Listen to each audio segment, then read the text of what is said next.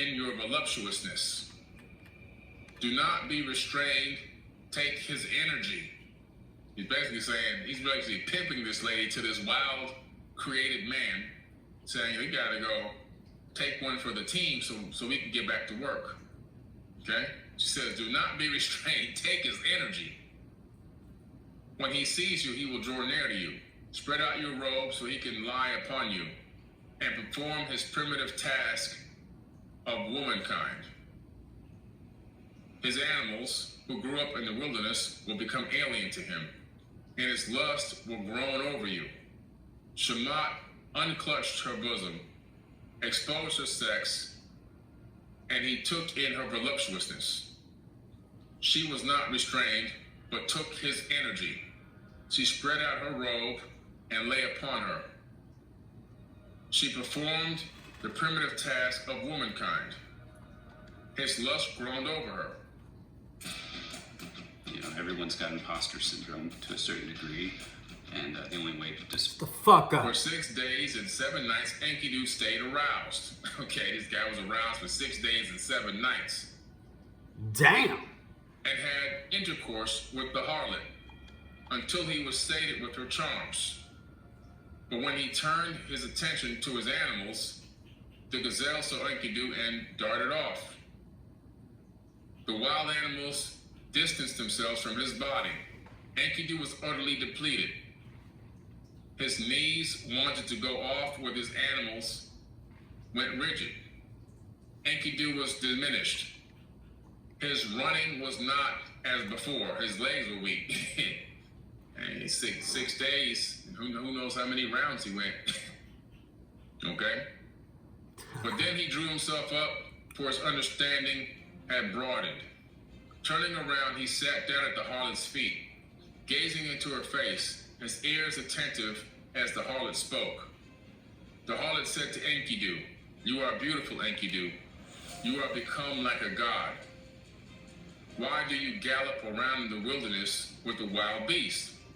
Come, let me bring you to Uruk-Haven, to the holy temple, the residence of Anu and Ishtar, the place of Gilgamesh, who is wise to perfection." Iran. And what's interesting here, I want to point out, is she's going to take this Enkidu person back to Uruk-Haven. All right, so we're talking about going back to the kingdom. At this kingdom, Anu himself is living amongst people. One of these quote-unquote gods of the tablets, and I do mean lowercase g gods, they masqueraded as gods, and his goddess, Ishtar, are actually living in a temple amongst regular people. So these people engaged mankind in ancient times in a way where we worshiped them, we honored them, we brought them our offerings. We thought they were real gods. They were just masquerading as gods. They weren't gods. They weren't the creator of the universe, and they themselves knew this. When is the perfect time to approach a species on a planet? When they're in their developmental stages and they're very low. If you want to violate any universal laws of engagement, which I believe these Anunnaki beings did, if you want to violate, universal laws of engagement, you want to take advantage of a situation due to ignorance of the being or the species on a planet, you luck out if you arrive when they're in the Stone Ages. You really luck out, because then you can mold them however you want. You can get them to become your slaves without them thinking they're slaves, because they'll believe you're a god. And that's exactly what happened. She says, the residence of Anu and Ishtar, the place of Gilgamesh, who is wise to perfection, but who struts his power over the people like a wild bull. What she kept saying found favor with him. Becoming aware of himself, he sought a friend. This Enkidu now realizes knowledge of self. He didn't see himself as an animal anymore. He's beginning to see himself as a sentient being. And so now he's going to head off to this kingdom with this harlot. Enkidu spoke to the harlot. Come, Shamat, take me away with you to the sacred holy temple, the residence of Anu and Ishtar, the place of Gilgamesh, who is wise to perfection, but who struts his power over the people like a wild bull. I will challenge him. Let me shout out in Uruk, I am the mighty one. Lead me in, and I will change the order of things. He whose strength is mightiest is the one born in the wilderness. So now he sees a challenge here. Shamat says to Enkidu, come, let us go, so he may see your face. I will lead you to Gilgamesh. I know where he will be.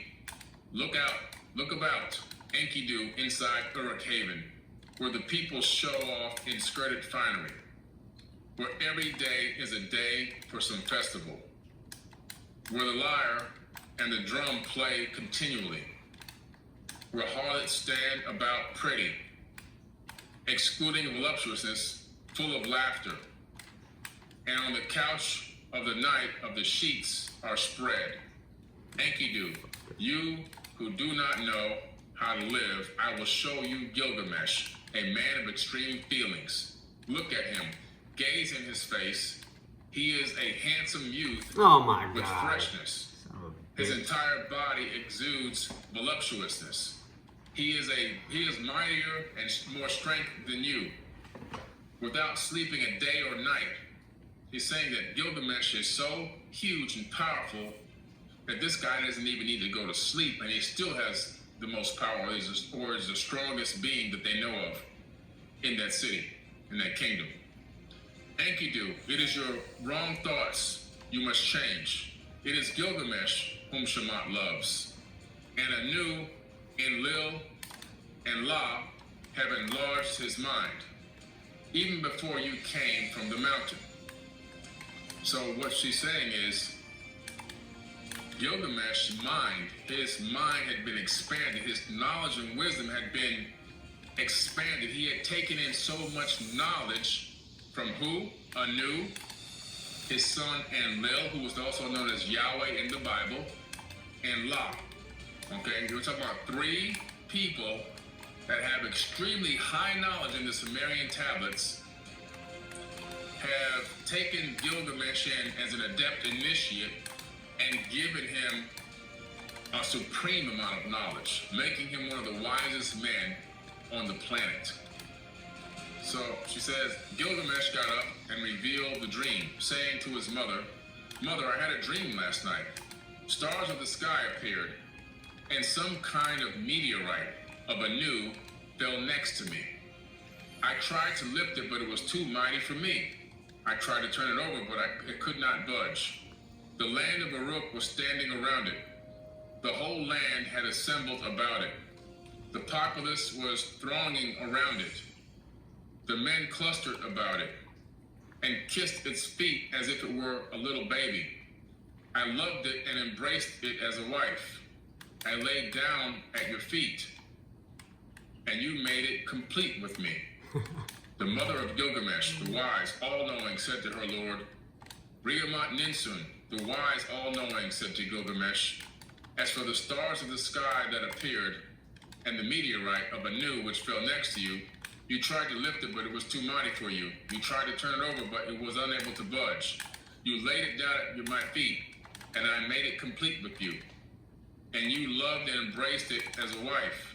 There will come to you a mighty man, a comrade who saves his friend. So there's a prophecy coming out of this dream, and his mother is literally discerning his dream and giving him this prophecy with this what's to happen and why he had this dream. To come to him is going to be a mighty man who's going to become a comrade and saves his life. He is the mightiest in the land. He is the strongest. His strength is mighty as the meteorite of Anu. You loved him and embraced him as a wife. And it is he who will repeatedly save you. Your dream is good and tortuous. A second time, Gilgamesh said to his mother, Mother, I have had another dream. At the gate of my martial chamber, there lay an axe. Your workflow is important to us. Please wait indefinitely. With Monday.com's intuitive work management platform. Yo, what's up, what's up, what's up? And Dre Green, what's up, Dre The Green? land of Uruk was standing around The whole land assembled about it. How are The you? populace was thronging around it. I laid it down at your feet. I've been I loved really it good. as a wife, and you made it complete with me. The mother of Gilgamesh, the wise, all-knowing, said to her son, Super busy, just making a bunch of music. the wise, all-knowing, said to Gilgamesh, I'm the axe streaming that all you these saw video was games made. right now at once. Then I'm also recording while I'm doing that, and I'm live on YouTube. And I'm playing this video trying to bring some people some knowledge. Just kind of working from the house because I hurt my knee skateboarding a little bit, so I'm just at the house grinding it out. What have you been writing? Books? Gilgamesh spoke to his mother, saying, by the command of Enlil, the great counselor, so may it to pass. Okay? So now he's saying is, wow, Mom, these two dreams, you're telling me what this is leading to. Someone that's coming that I'm gonna be a really close friend with, that's gonna save my life, and is a super mighty person, maybe even potentially mightier than me. And Nice. so this is a prophecy coming from. That's what's up. Keep it going, keep it going, keep it going. Bro, I dropped 28 motherfucking albums in 4 years. And not no mini shit with like 4 songs or nothing. Like every fucking album had like 10 or 11 songs. I think there was like only one that had 9 songs, but all of them had like at least 10 or 11 songs. Take this time to heal, treat yourself. Yeah, you're exactly right. That's what I'm doing. Like today I sat in the pool and I just like floated around for a little bit, but I have a lot to do. So I've just been working and getting this shit going. I got 2 TV shows coming. 2 books coming. Gotta keep the music going. I just got a lot of shit popping off, and I'm trying to get on as many podcasts as possible. I was on 2 podcasts last week, so just grinding it out. Ramat Ninsun, his mother. So it goes on saying, by the command of Enlil, great counselor, so it too may pass. May I have a friend and advisor. A friend and advisor may I have. You have interpreted for me the dreams about him. Yeah, I'd be working out and shit. Another harlot recounted the dreams. I was getting kind of big, but then I hurt my back skateboarding, so I had to stop. Got back to it, and then I hurt my knee, so I'm just now back to lifting weights again. So I'm gonna keep at it, get fucking huge. Time came due. We're talking about a great epic here that was written almost 5,000 years ago, 4,700 roughly years ago, right? We're talking about Gilgamesh, a mighty man, all right? A mighty man that was fashioned, that was created, not created from scratch as if somebody had magic, but he was a genetically created person using designer technology, just like we have designer babies right now. We're gonna go in for a little while about the book of Enoch. Make sure you guys click that like button so we can get the algorithm. Click the like button, and also please, if you can, share the video, okay? Share the video, click the like button. I'm gonna be talking about the book of Enoch tonight, all right? The book of Enoch. I'll describe to you who Enoch was and everything else. If you look into the dogma of the Christian belief system, they praise Enoch for being so holy and so, so good to God that he was taken away and straight to heaven. He didn't have to die. He went straight into heaven and he never came back. That's what they preach to you, right? They tell you that this guy was just, a real good guy, and he did everything that God wanted, and he was without sin, and he was so incredible that, hey, just take him straight to heaven. Just bypass the whole death process. Just go ahead and take him to heaven. And they'll teach you that in Sunday school, right? And so that's the story that you get, but that's not the actual true story. Not the true story. It's quite interesting that Enoch is highly, highly, highly revered in the biblical text. However, his own book